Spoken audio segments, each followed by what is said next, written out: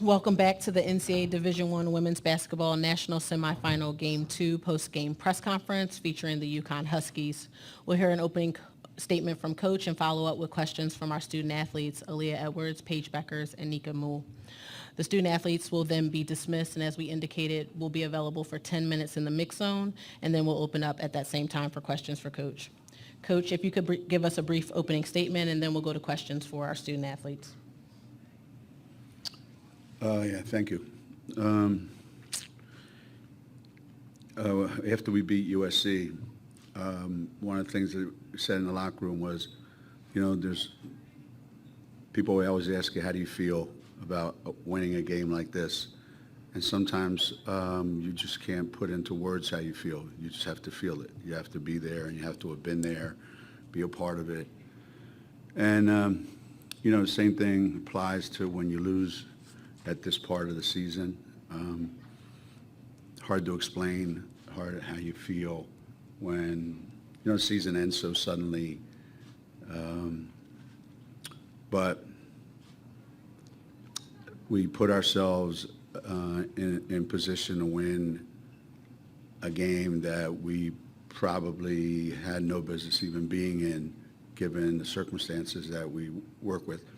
So when you say, well, you were lucky to be here, given everything. But in the moment, when you're trying to win the game and you don't win the game, you don't think about you were lucky to be here. You just think about, we had an opportunity to win this game and we didn't. And, Iowa won the game, and they get to go on and we get to go home. At this time, we'll open it up for our student athletes. I ask that you raise your hand and await the microphone reaching you. We're going to start in the back with the gentleman in the gray, and I see you. Dan Lobby, Cleveland.com. Aaliyah, were you given an explanation about the foul call, and what was your view of it? No, I wasn't given an explanation. There was no real time to get an explanation for it. My point of view is pretty clean. We'll go next to Jake on our right-hand side. Yep, you're right there. One up.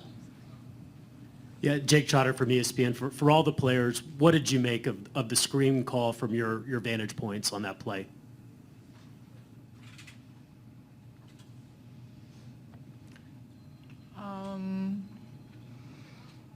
We just had a play. I thought we were going to run it. I thought we executed it well. We were going to get a shot off. The whistle blew. I didn't see it. It was in the rear of me. I was just trying to come off the screen. Everybody can make a big deal of that one single play, but not one single play wins a basketball game or loses a basketball game. I feel like there was a lot of mistakes that I made that could have prevented that play from even being that big or causing the game. So yeah, you can look at one play and say, oh, that was like that killed us or that hurt us, but we should have done a better job. I should have done a better job of making sure we didn't leave the game up to chance like that and leave the game up to one bad call going our way and that deciding it. So yeah, maybe that was a tough call for us, but I feel like I could have done a better job of preventing that from even happening. Take our next question from Nancy. Nancy Armour, USA Today Sports.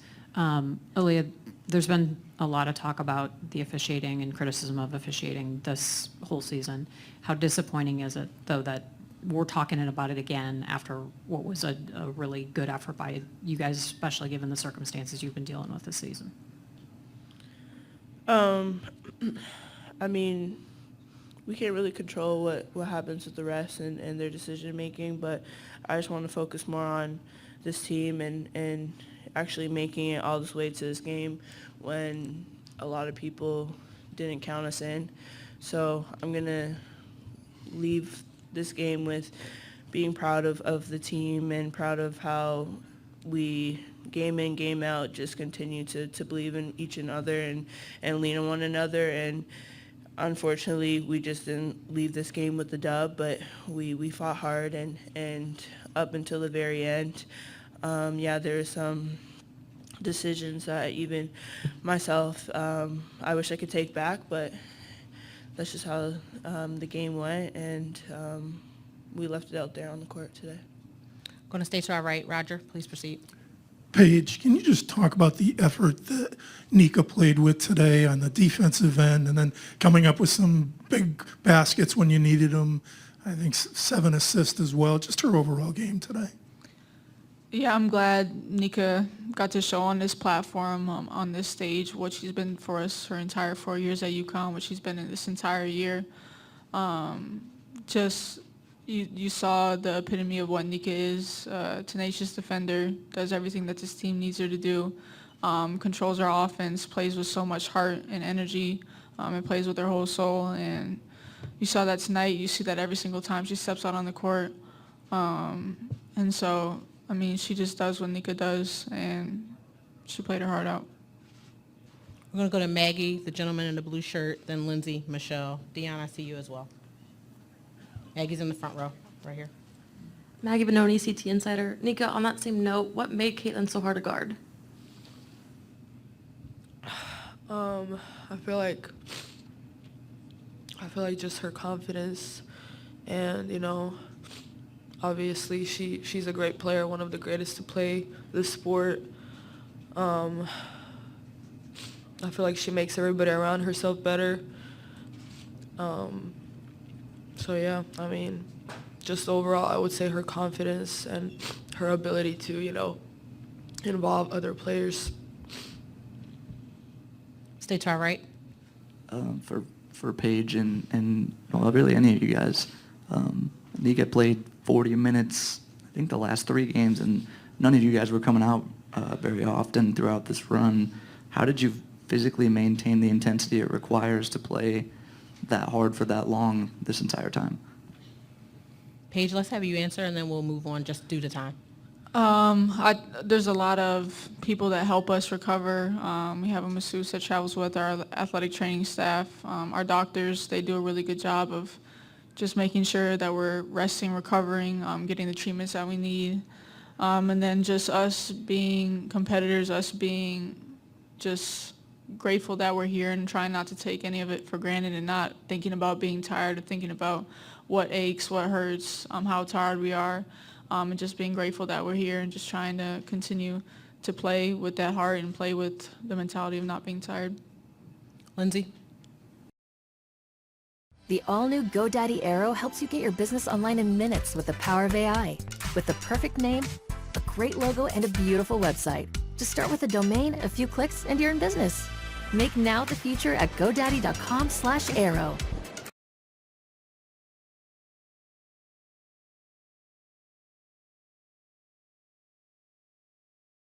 Turn your ideas into videos. Go to artlist.io and get everything you need all in one place. Music recorded by real artists. Stunning visuals produced to empower your stories. Sound effects created with attention to detail. Customizable templates that are easy to use. And advanced VFX software built so you can create without limits.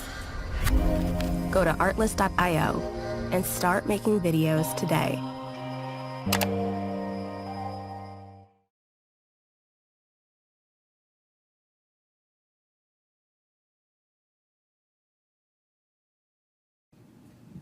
Lindsay Schnell, USA Today. Paige, when Aaliyah was being asked about the officials just a second ago, you're shaking your head and you look really frustrated. Are you mad that we're talking about it, or are you mad that we're making a big deal about one call?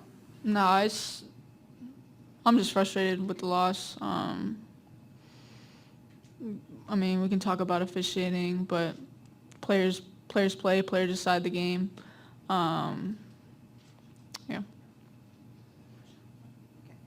We're staying to our right with Michelle. Michelle Smith from The Next.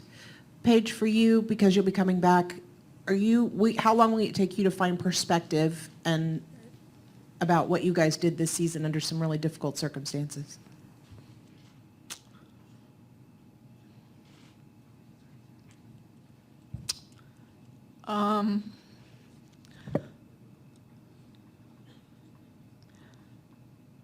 the only thing you can really feel right now is just like this sting of the loss.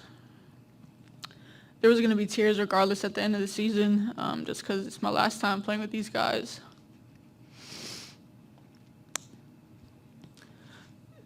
Takes a while to process after the season, win or loss, the whole journey of it all. But you just, for this year especially, with my perspective, you just appreciate it as it goes along. Just being around this team.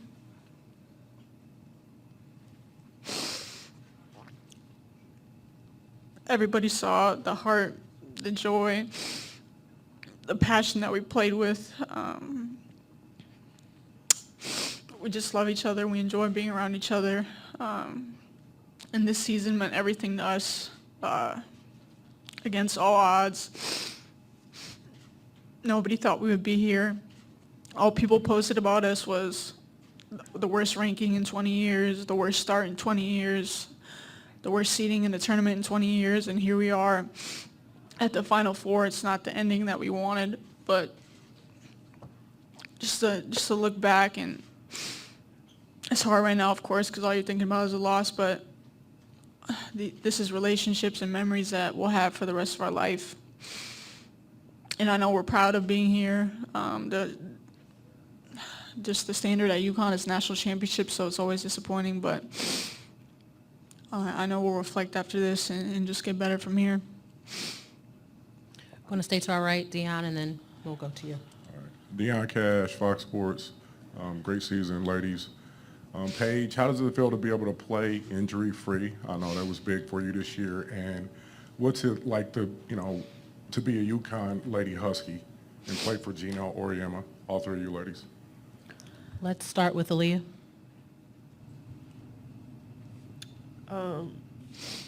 Just truly grateful to be a part of this program, play alongside such talented players like the ones that are sitting beside me and also the ones that are back in the locker room.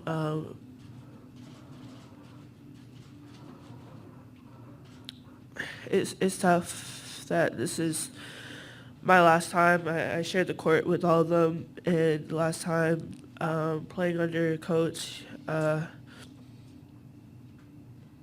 it's just no words how much the program and everyone who supports the program has poured into me and what I've gotten out of it as well, but also just how much I've grown not only as a player but as a person under coach, and I'm just thankful for him and everyone who's a part of this program and lend a hand in my growth as a player.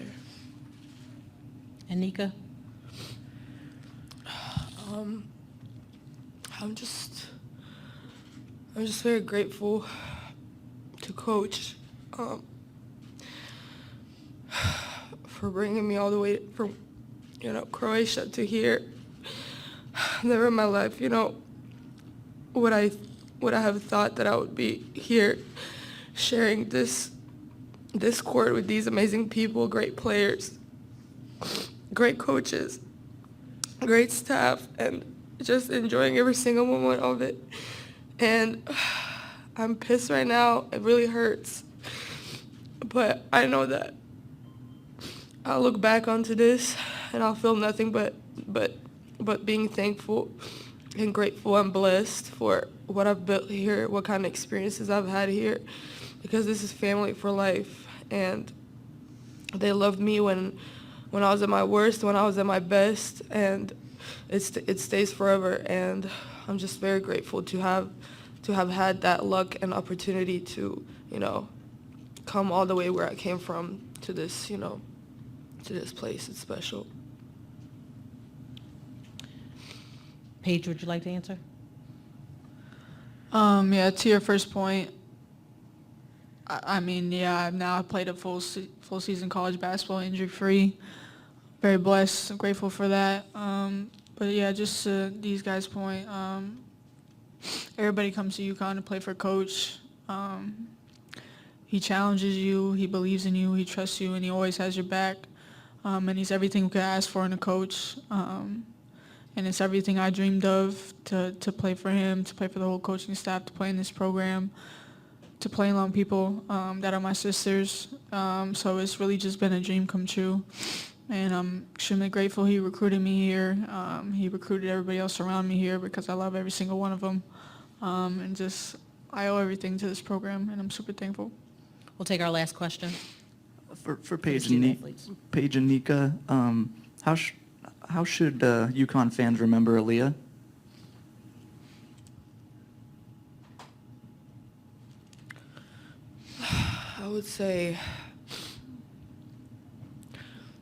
I would definitely say not how should they, but how they will remember her. And that's as one of the greats here and as one of the players that had to overcome so much to get noticed, to get credit for what she does every day. And I feel like this year she finally got the credit, not even enough to how much she should have gotten, but I feel like, she's been the most solid rock for us all these 4 years when we were dealing with so much. She's the most consistent one, the hardest worker, and she just puts her head down, doesn't talk. She just, works. And I'm, as much as, devastated I am that we couldn't leave here with, one thing that me and her and, all of us came here for, and that's a national championship. I feel like, we gave it our all, and we really left it out there 100%. And I feel like that's what people should remember her for, just a player that always leaves 100% out there no matter what.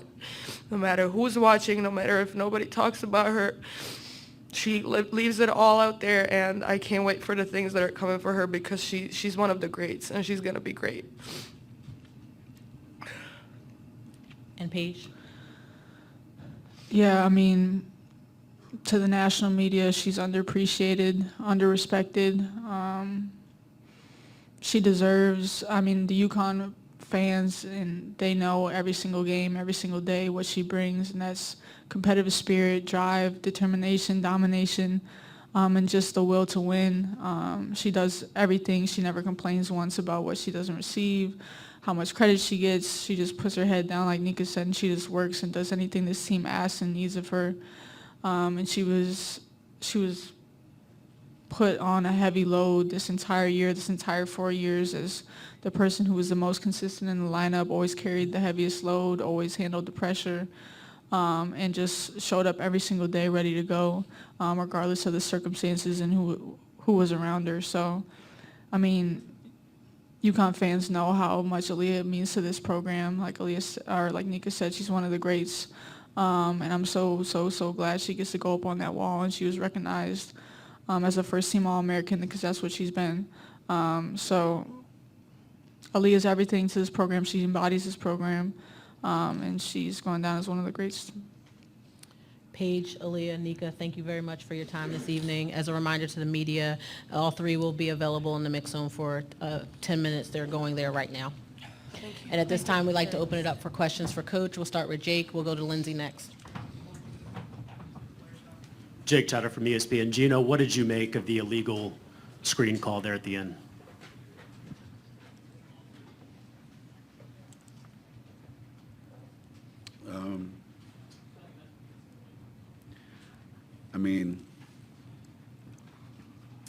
There's probably an illegal screen call you could make on every single possession. I just know there were 3 or 4 of them called on us, and I don't think there were any called on them. So I guess we just got to get better at not setting illegal screens. Go to Lindsay. Lindsay Schnell, USA Today. Gino, to follow up on that, Coach Yo from Ole Miss, right after the game, tweeted, that they call moving screen a lot on the screen, re-screen action, and she said, I think Gino screamed because he wished he could have that playback. And I wondered, Who said that? Coach Yo at Ole Miss? And I just wondered were you reacting because you didn't like the call, or did you think that you should have run something different? I don't remember. We can go up to the front row on our left-hand side. We'll go Jonathan, Howard, I see you. We'll go second row and then back up to the front. Thanks. Gino, to listen to what Paige and the other players said about you here a few minutes ago, and in particular knowing that Paige is coming back next year, what does it mean to you to be sitting next to them when they're saying what they said about you in this program? I mean, the object of what we do is to try to get people that we can impact. And it's a great feeling when you feel like you have impacted people that are at an impactful age.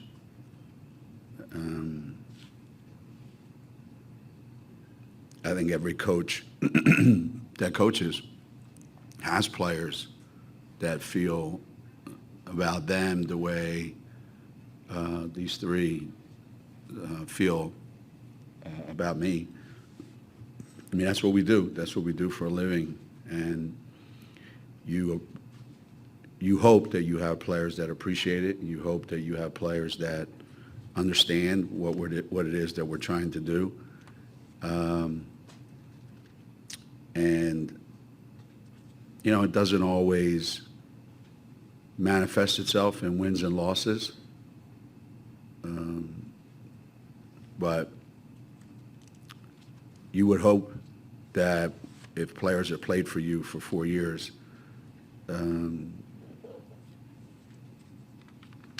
that they would feel the same way about you that you feel about them, and how much they've impacted you as a coach and what you've been able to take from them. And that's what makes this, when it's done right, that's what makes this profession, as great as it is. Think about when you were their age and you had an impactful teacher that you felt like really helped you get from where you were to where you wanted to go, and how much that meant to you at that age. So it means a lot to you for them to say that. And,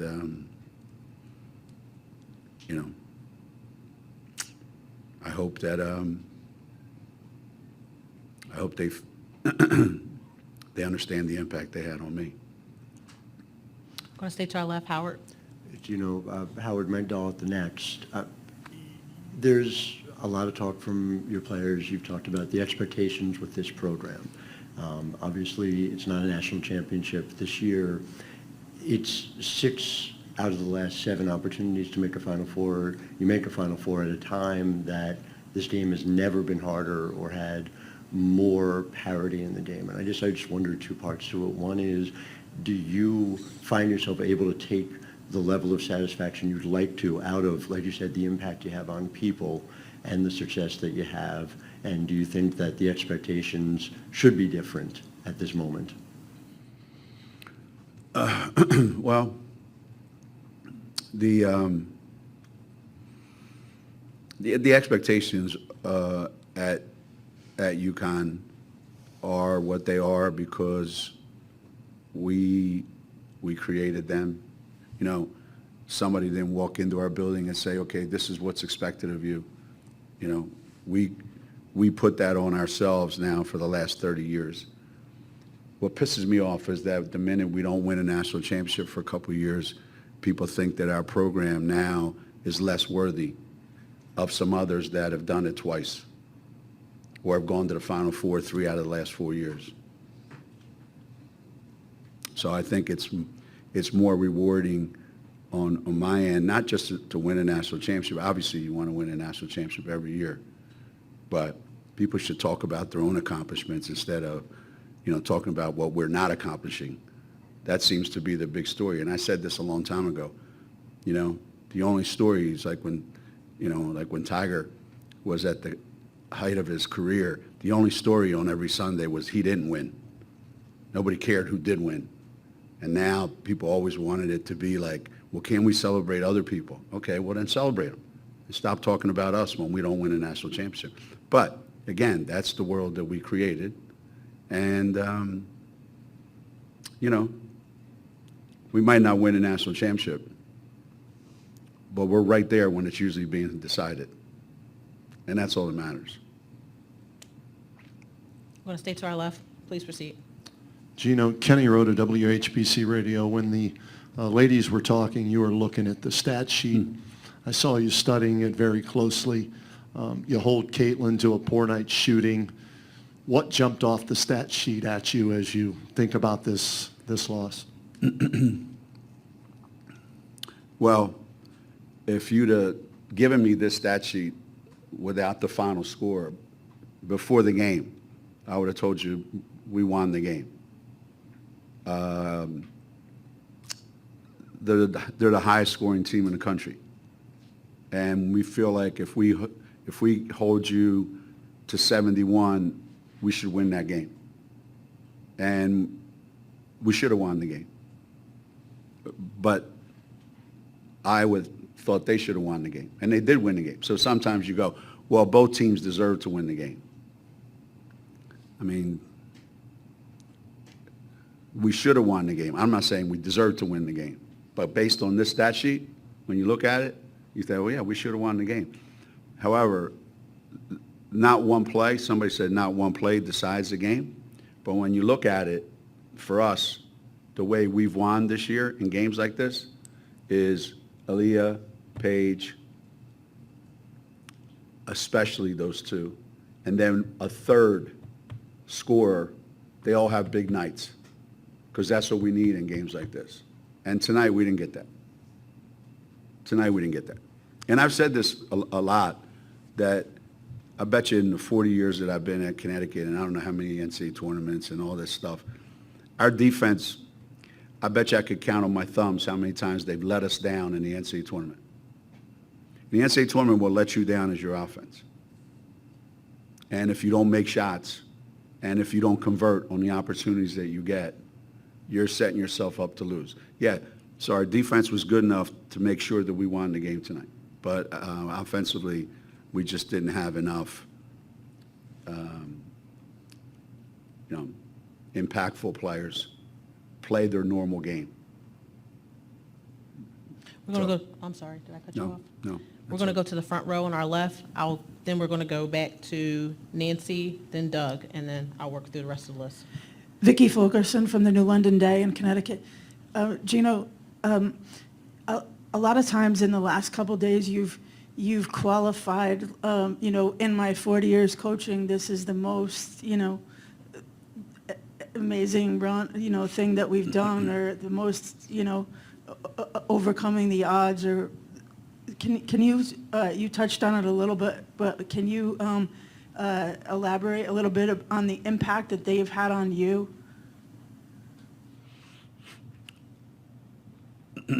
Yeah, we were talking earlier today that there have been two instances at Connecticut that have been quite unexpected or quite remarkable. I don't know how you want to phrase it, but in 1991, when we went to our very first Final Four, there was absolutely no way to predict or explain how that happened.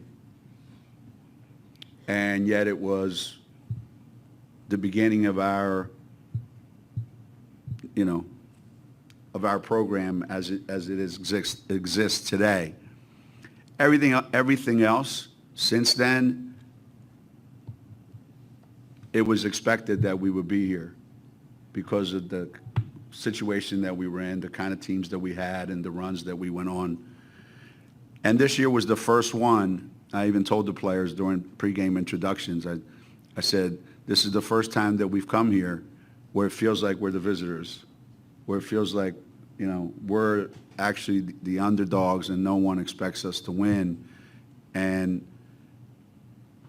we did talk about getting here was the hardest part. And you appreciate that so much.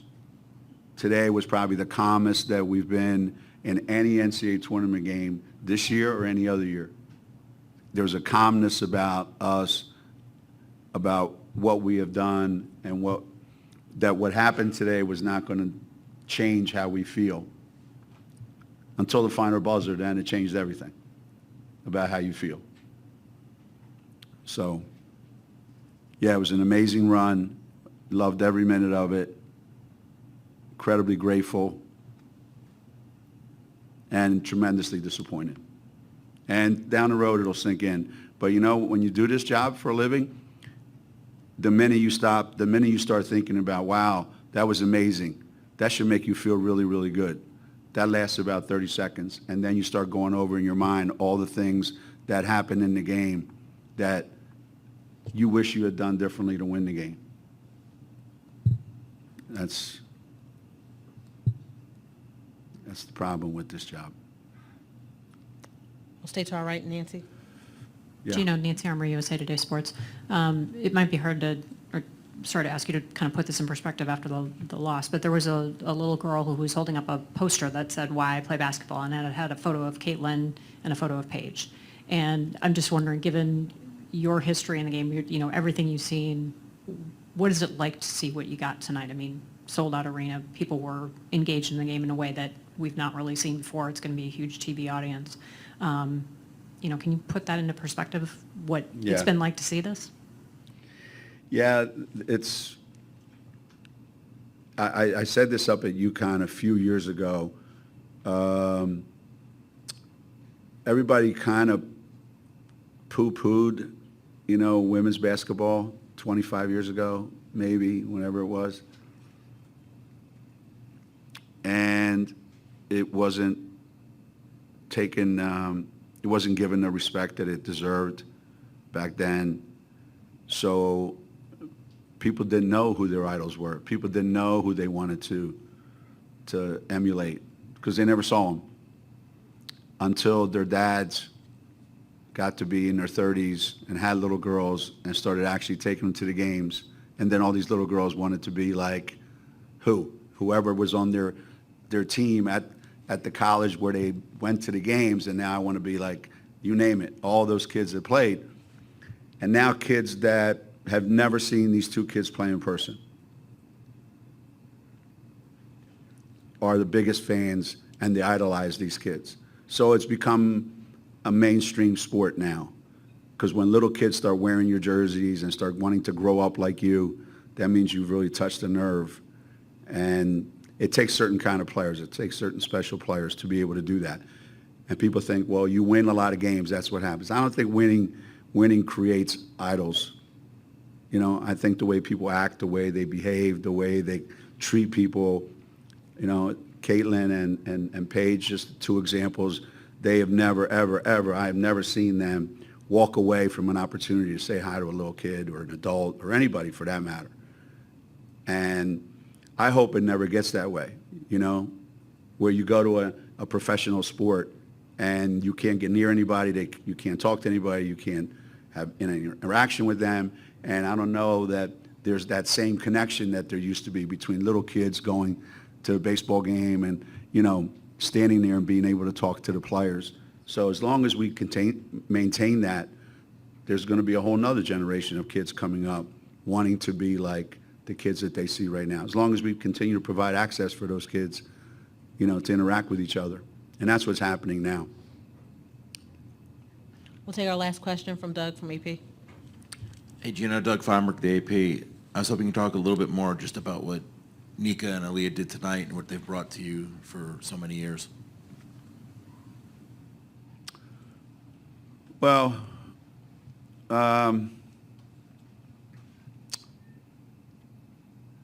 it's hard to, you know, it's hard to wrap your thoughts in a neat little package and put a bow on it when there's so many emotions that you go through with these kids over a 4-year period.